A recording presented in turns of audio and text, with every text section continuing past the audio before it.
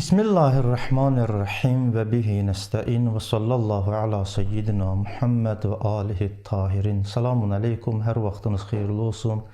Əziz tamaşaçılar, bugündən biz belə qərara gəldik ki, Allahın izni ilə Nəhcül Bəlağədən dərslər adında siz əziz və dəyərli tamaşaçıların xidmətində olaq və Allahın izni ilə biz Nəhcül Bəlağəni əvvəldən başlayaraq asan bəyanla və mətn əsasında şərh edib və bacardığımız qədərində Nəhcül Bəlağənin xütbələrini, məktublarını və hikmətlərini siz əzizlərin nəzərinə çatdıracaq. İlk öncə Nəhcül Bəlağə haqqında mən qısa məlumat verim. Nəhcül Bəlağə lüğətdə nəhc yol deməkdir. Bəlağətdəki bəlağətli kəlama deyirlər. Bəlağətin yolu. Nəhcül Bəlağə kitabını bildiyiniz kimi Seyyid Rəzi cəm etmişdir. Bəzən deyirlər ki, Seyyid Rəzi yazıb, bu yanlışdır. Bəlkə Seyyid Rəzi Həzrəti Əli əleyhissalamın xütbələrindən, məktublarından və hikmətli kəlamlarından o kəlamlar ki, o xütbələr ki, o məktublar ki, həddindən artıq çox orada bəlağət cəhətləri nəzərə çarpır. Əli əleyhissalamın bu kəlamlarını bir kitabda cəm etmişdir və o kitabın da adını qoymuşdur Nəhcül Bəlağə. Bəlağətin yolu. İnsan əgər istəyir bəlağətli şəkildə danışsın, bəlağət də həqiqətdə bir dənə elmdir ki, ərəb ədəbiyyatında nəhv elmi, sərf elmi oxunduqdan sonra və bir sıra ərəb lüğətlərindən insanın başı çıxdıqdan sonra bəlağət elmində oxuyurlar. Orada fəsahət bəhsi də var, bəlağət bəhsi də var, bədii bəhsi də var. Məani, bəyan, çox incəliklər vardır ki, insan sözünü harda, hansı formada, hansı üslubda deməlidir. Bu kimi məsələlərə toxunulur o elmdə. Seyyid Rəzi də istəyib Əli əleyhissalamın o kəlamlarını bu Nəhcül Bəlağədə cəm etsin ki, orada bəlağət həddindən artıq özünün, necə deyirlər, ən qülləsindədir.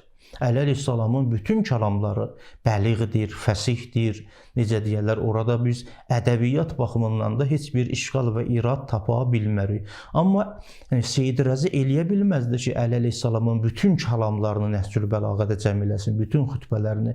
O xütbələri ki, əl tapıb ona və bəlağət baxımından daha da yüksək mərhələdədir, onu Nəhcül Bəlağə kitabında cəm etmişdir. Və işarə etdiyim kimi, Nəhcül Bəlağədə Əli əleyhissalamın kəlamlarını Seyyid Rəzi 3 hissəyə bölmüşdür. Bir hissəsində İmam Əli əleyhissalamın xütbələridir, bu birinci hissədir. İkinci hissədə Əli əleyhissalamın müxtəlif şəxslərə və şəxsiyyətlərə yazdığı məktublardır. Hətta bir sıra məktublar vardı öz övladı İmam Həsənə, İmam Hüseyn əleyhissalama və bir sıra şəxsiyyətlərə, o cümlədə Muhammed Hənəfiyyə, Malik Əşdərə və bu kimi şəxsiyyətlərə yazmışdır. Və üçüncü hissəsi də Əli əleyhissalamın həqiqətdə qısa kəlamlarıdır ki, o hikmətli kəlamlar kimi də bəzən qeyd olunur. Bəs Nəhcül Bəlağə 3 hissədən ibarətdir. Xütbələrdən, məktublardan və qısa kəlamlardan. Biz Allahın izni ilə vaxt itirmədən ilk xütbəyə başlayacağıq və hər bir dərsimizdə, hər bir bəhsimizdə xütbədə keçən lüğətləri qısa şəkildə məna edəcəyik və Minhacül Bəraə fi şərhil Nəhcül Bəlağə. Minhacül Bəraə fi şərhi Nəhcül Bəlağə, yəni bu kitab əsasında ki, bu kitabın da müəllifi Mirzə Həbibullahi Haşimiyi Xuyi adında böyük bir şəxsiyyətdir. Nəhcül Bəlağəyə təqribən 16-17 cilddə şərh yazmışdır. Bu kitabın, necə deyərlər, bu kitabda gələn bütün mətni biz istəmirik ki, təkbətək və hər cümləsini, hər bir nöqtəsini geniş formada bəhs edək. Ona bizim nə vaxtımız vardı, nə də ümumi bizim tamaşaçılarımızın hövsələsi yoxdur ki, bütün bu Nəhcül Bəlağənin şərhində gələn bütün mətləbləri onlar eşitsinlər. Elə bu baxımdan mən bu verilişimizin adını qoydum Nəhcül Bəlağədən dərslər. Nəhcül Bəlağənin xütbələrini bir-bir oxuyacağıq, onda keçən lüğətləri məna edəcəyik və qısa olaraq İmam Əli əleyhissalamın o xütbələrinə və o xütbələrində işlətdiyi cümlələrinə şərh və izah verəcəyik. Amma Minhacul Bəraə fi şərhi Nəhcül Bəlağə kitabı əsasında. Vaxt itirmədən keçirəm Əli əleyhissalamın Nəhcül Bəlağədə birinci xütbəsinə. Seyyid Rəzi bu xütbənin əvvəlində ünvan olaraq belə buyurur. Buyurur ki, fəmin xutbətin ləhu əleyhissalam. İmam Əli əleyhissalamın xütbələrindən biri budur. Fəmin xutbətin ləhu əleyhissalam ki, yuzkaru fiha. Bu xütbədə, birinci xütbədə, ilk xütbədə nədən bəhs olunur? Buyurur ki, fiha ibtidau xəlqis səmai vəl-ərz. İmam Əli əleyhissalam bu xütbəsində göyün və yerinin yaranmağının əvvəli barəsində bəhs edəcək ki, Allah Taala bu göyü və yeri ilk dəfə necə xəlq etdi? İlk olaraq bu xütbənin bir hissəsində bu məsələlərə toxunacaq. Və xəlq-ı Adəm əleyhissalam eyni zamanda bu xütbədə Adəm əleyhissalamın yaranmağı barəsində də bəhs olunacaq. Allah Taala göyü yaratdı, yeri yaratdı. Göyü yeri yaradandan sonra Adəm əleyhissalamın yaradılışına da bu xütbədə işarə olunacaq. Və hiyəl xütbətul ula minəl muxtar fi babil xütəb. Buyurur ki, bu barədə ki biz bəhs edəcəyik, bu İmam Əli əleyhissalamın xütbələri arasında ilk xütbədir ki, biz burada bəhs edəcəyik. Seyyid Rəzi bu xütbənin əvvəlində yalnız işarə elədi. Bu xütbədə Əli əleyhissalam göyün və yerinin ilk yaranışına işarə edir. O cümlədən Adəm əleyhissalamın yaranışına işarə edir. Amma ondan öncə Əli əleyhissalam bir xütbə oxuyur.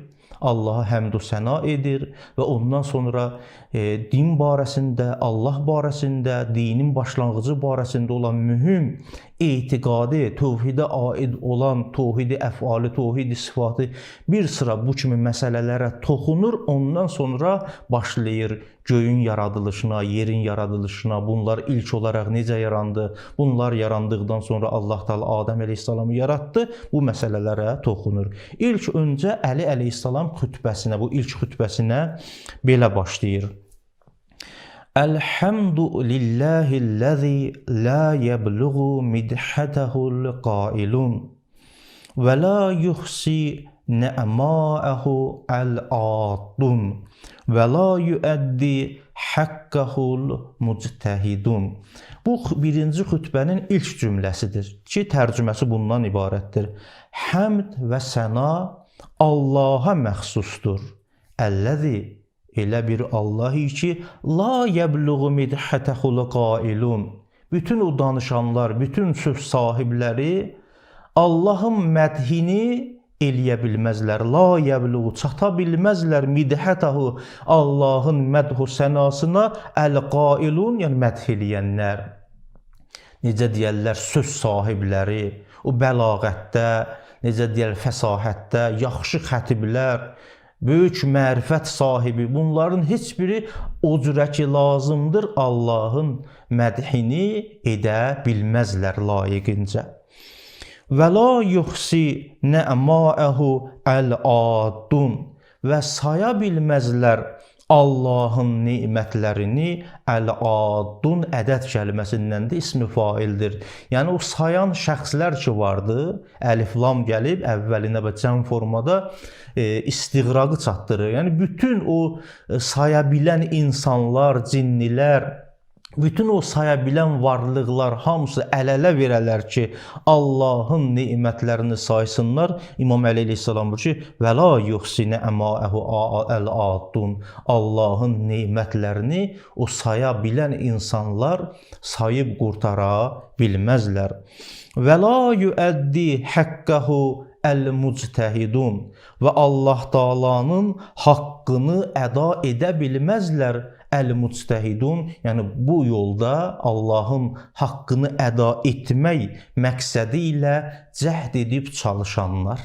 Bu İmam Əli əleyhissalamın birinci xütbəsinin ilk cümlələridir ki, mən istədim ilk olaraq bu verilişdə Nəhcül Bəlağə haqqında qısa məlumat verəm, hansı kitab əsasında bəhs edəcəyik və hansı formada bəhsimizi davam etdirəcəyik, bunu siz əzizlərin nəzərinə çatdırım.